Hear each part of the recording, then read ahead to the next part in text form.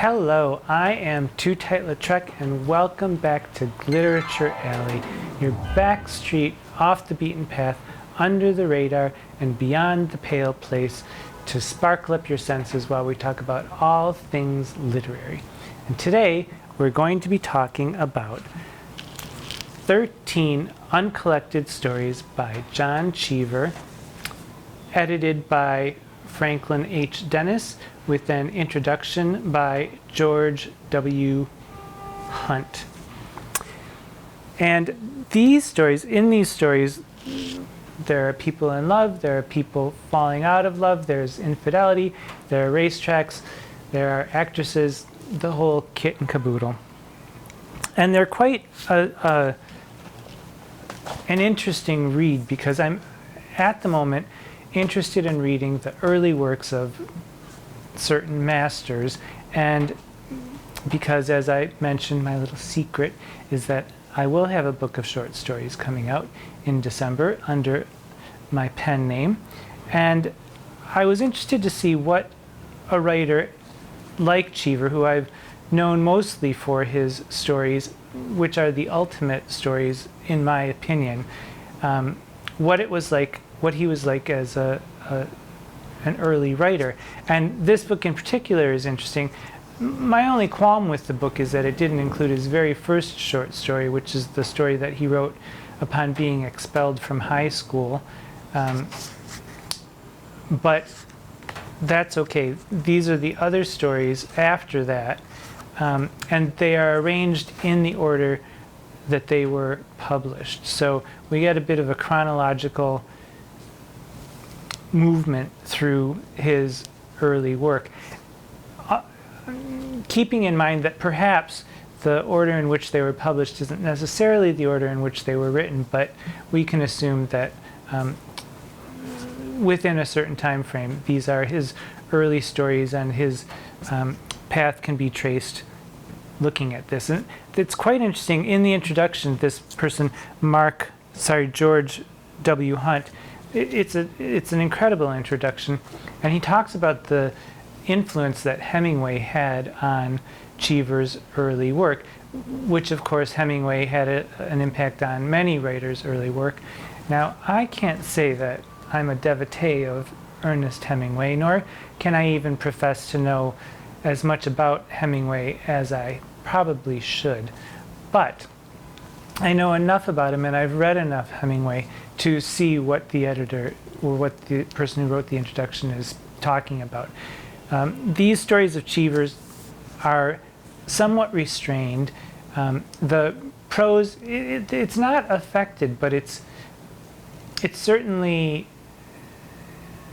echoes Hemingway in many, many ways. And you can catch those echoes as you're reading, but you can also hear a resounding birth of Cheever's later works. He breaks out of it, especially toward the end of these stories, and it's a tremendously interesting journey to take. So I'm going to talk about what makes a good short story. Well, language, of course. Character, yes. Situation or conflict is another element that you need. And events, and not simply a procession of events, but the way the events are rendered and the believability of them are also an important part of a short story. And then some sort of a culmination, whether it's a resolution or a dissolution or a hanging chad or whatever it is that will somehow bring us to a point that we had not been to before. And for me, as a writer, I would say that the first and the last thing is character. You have to want to watch these people. You have to believe that they are people, and that they're in a peculiar human situation, and that something is going on, and you want to be interested enough to follow them through whatever journey that they're going through.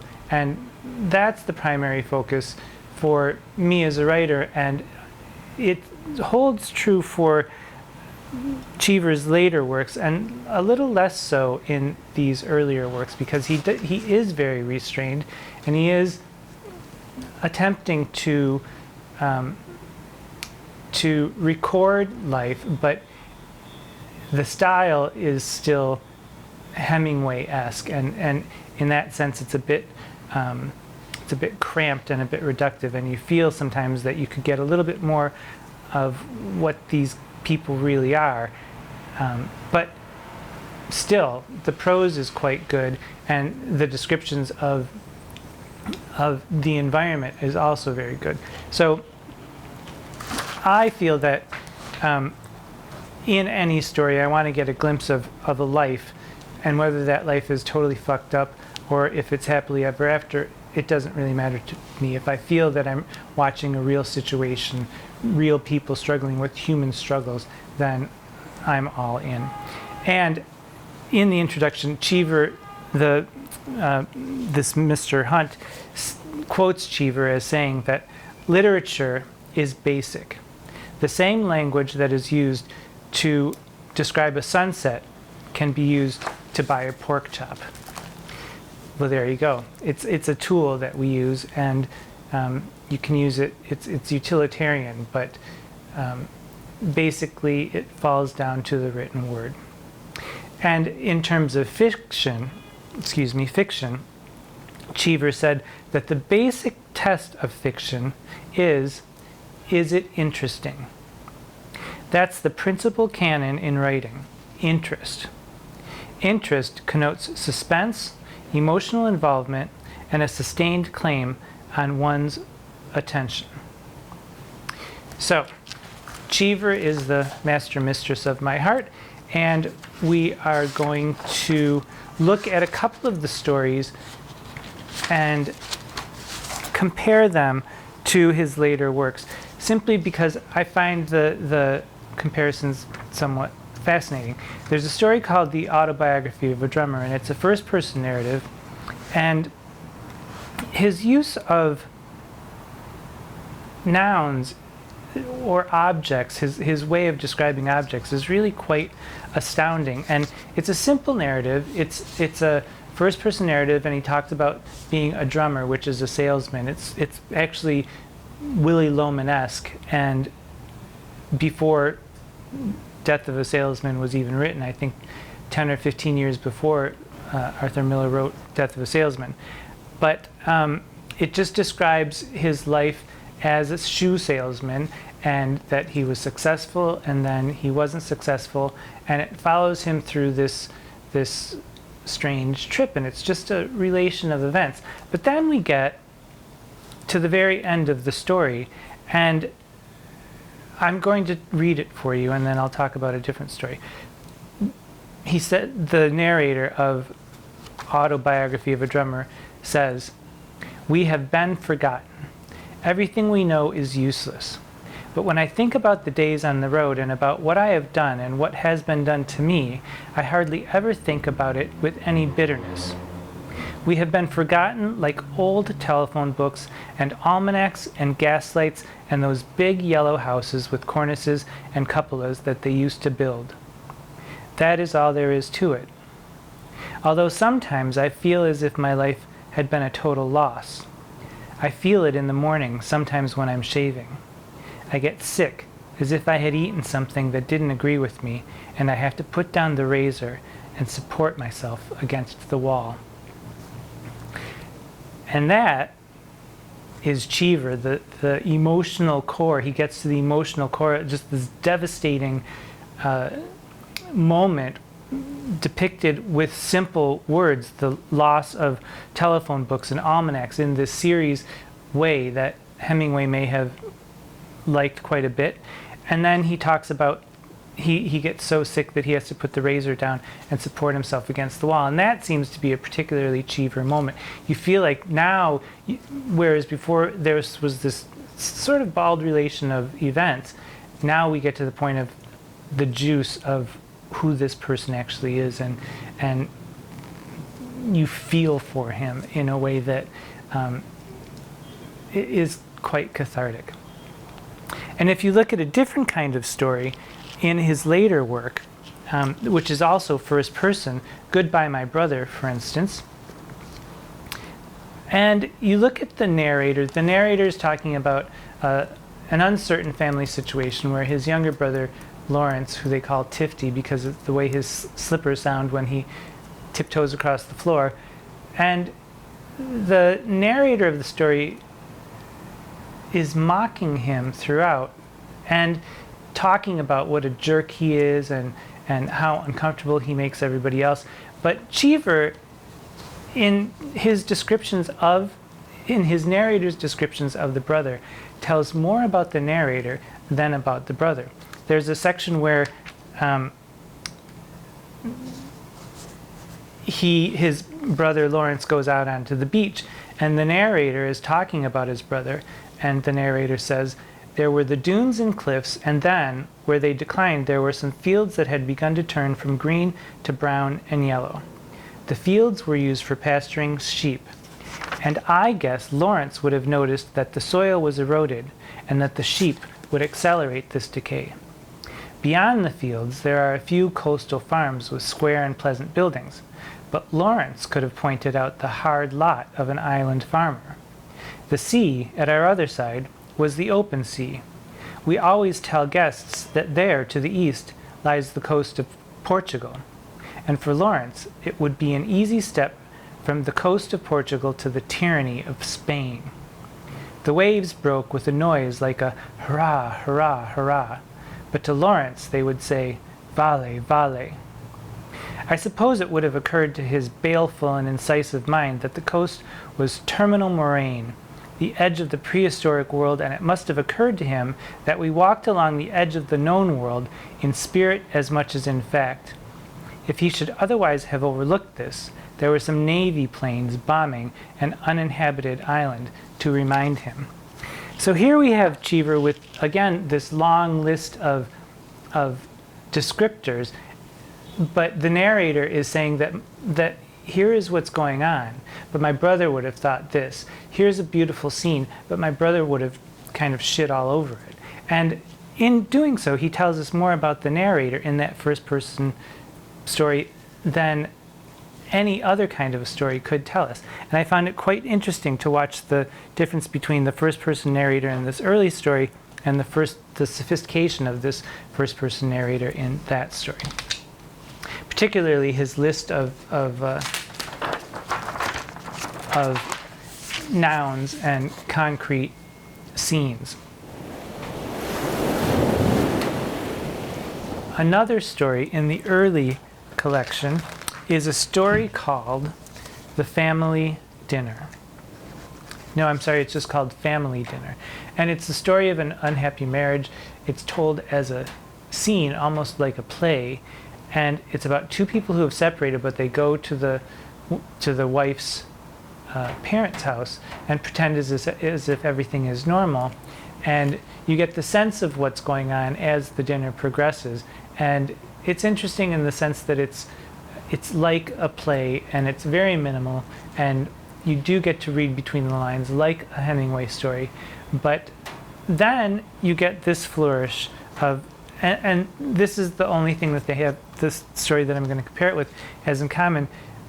There is a moment in this story, Family Dinner, where someone is playing the piano, and Frank is the husband, and you can feel his sense of chagrin at the separation, and also his sense of chagrin at having to fake that they are still together. It's very uncomfortable for him, and someone's playing the piano, and there's a point where it says, "As a result of those afternoons, Frank would associate Chopin with indigestion for the rest of his life. But the music then seemed pleasant to him, and a sudden relief. Mrs. Godfrey watched Priscilla with a half smile on her face. Mr. Godfrey also smiled at the evidence of the advantages he had been able to give his daughter. Ralph listened carefully, looking now and then in Jeanette's direction to make sure that she was quiet. Francis watched the carpet and the clock." So you get this view of the entire family while this Chopin is playing, and you hear the description of how the music is affecting the husband, and then you see the very interesting ways in which the music seems to be affecting the rest of the people, but there's only the description of how it actually feels for the husband. So that is one point where Cheever, I think, does break out into his later voice. And there's a point, it reminded me immediately of the story A Woman Without a Country. And this passage, for some reason, always brings me to tears. I'm going to endeavor to keep a dry eye. But it's a story about a woman who leaves the United States and goes tramping through Europe, and she's looking for happiness, and she's pretending that she's oh so very sophisticated, and she does speak all these other European languages, and she's meets all these Americans, and they're fa fa fa fa fa, and we get a sense that she's beginning to weary a little bit of this life. And one day she goes to a bar and she meets a fellow American, and it says that the stars and stripes seemed to break out in the air above his head, and she realized that in America the leaves were turning. So you get this sense of nostalgia for this character, and later on, as the American is speaking, she becomes affected by his accent, not necessarily what he's saying, but by the way in which he's saying it. Because of his accent, it's reminding her of everything that she left behind. And I'm just going to read this one passage that brings me to tears, and cross your fingers that I'll be dry-eyed at the end. The American says to her, the song Stardust comes on, and the American says, "He's a good friend of mine, Hoagie Carmichael. I never met him, but I've corresponded with him. I guess it must seem funny to you that I have a friend I've never met, but Hoagie's a real friend of mine."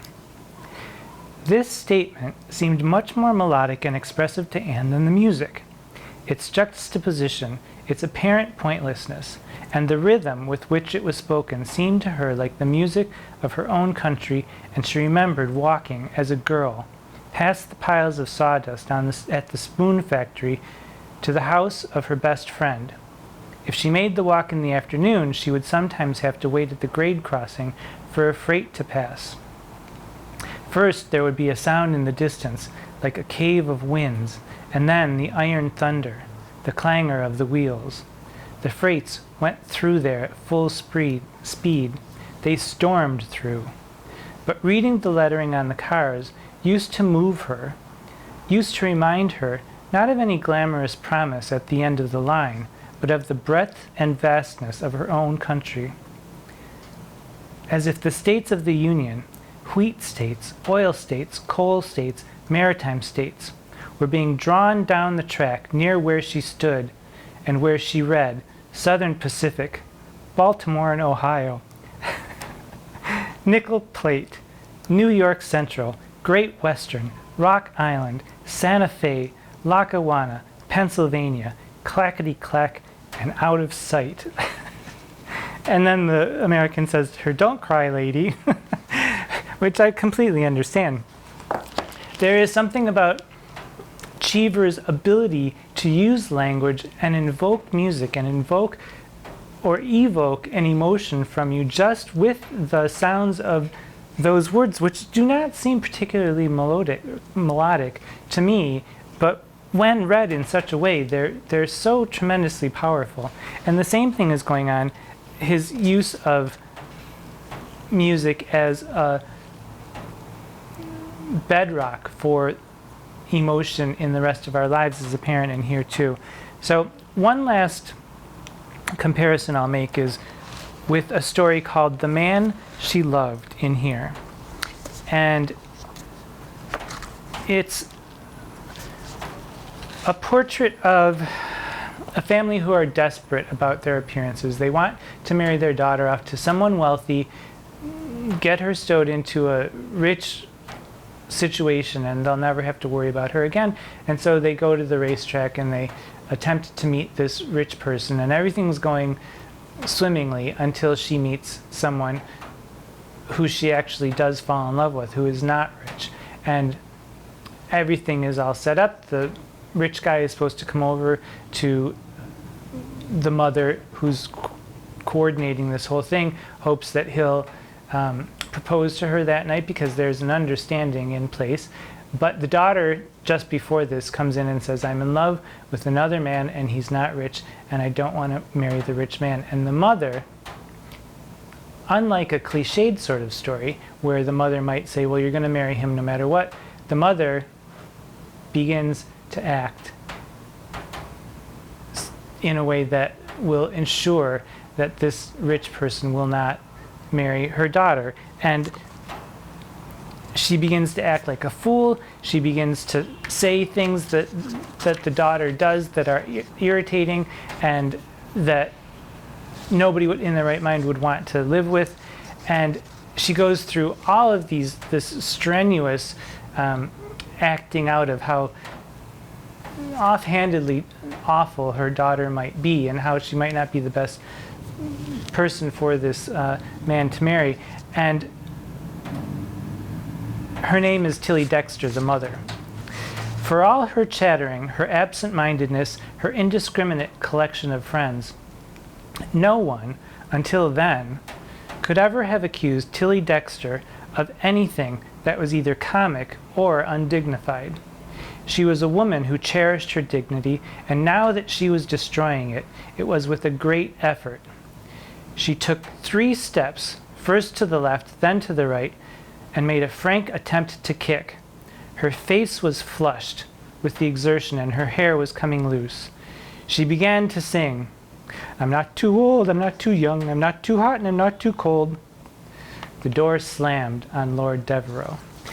And so here's a character that we can hate and love at the same time, and that's exactly what Cheever does best. And it's apparent in many of these stories in mere flashes. I was going to compare this with, well, I will compare it with the Reisens just because I want the joy of reading out this particular paragraph. People who, because Cheever is concerned about social status, and this is one of the stories where he begins to delve into that a little bit more deeply. But the Reisens, I think, is one of his best stories, and it's very, very short. I'm not going to read the whole thing, but the Reisens, the first line, the Reisens wanted things in the suburb of Shady Hill to remain as exactly as they were. Their dread of change, the irregularity of any sort, was acute, and when the Larkin estate was sold for an old people's rest home, the Reisens went to the village council meeting and demanded to know what sort of old people these old people were going to be. The Reisens' civic activities were confined to upzoning, but they were very active in this field, and if you were invited to their house for cocktails, the chances were that you would be asked to sign an upzoning petition before you got away. This was something more than a natural desire to preserve the character of the community. They seemed to sense that there was a stranger at the gates, unwashed, tirelessly scheming, foreign, the father of disorderly children who would ruin their rose garden and depreciate their real estate investment, a man with a beard, a garlic breath, and a book. Oh, John Cheever. So, the 13 Uncollected Stories by John Cheever. These stories are pared down, but they do contain kernels of the later Cheever, and it's well worth the read, especially if you're interested in short stories in general or in John Cheever's short stories in particular. I do recommend that this is something you should pick up. So Cheever in his later years understood that he was a more expansive writer, and that his early attempt to pare down experience in fiction may have been misguided, but I don't necessarily think it was, because these are still interesting stories. But he said about this idea of diminishment versus enlargement, I think one has the choice with imagery, either to enlarge or diminish. At this point, 1976, I find diminishment deplorable. When I was younger, I thought it brilliant. The proper function of writing, if possible, is to enlarge people, to give them their risk, if possible, to give them their divinity, not to cut them down. So, give people your risk and give them your divinity by giving them your full attention. And while you're at it, remember that the world is full of wonders, and you must pay attention to it. Until we meet again, I'm Tootight Lautrec. Mwah.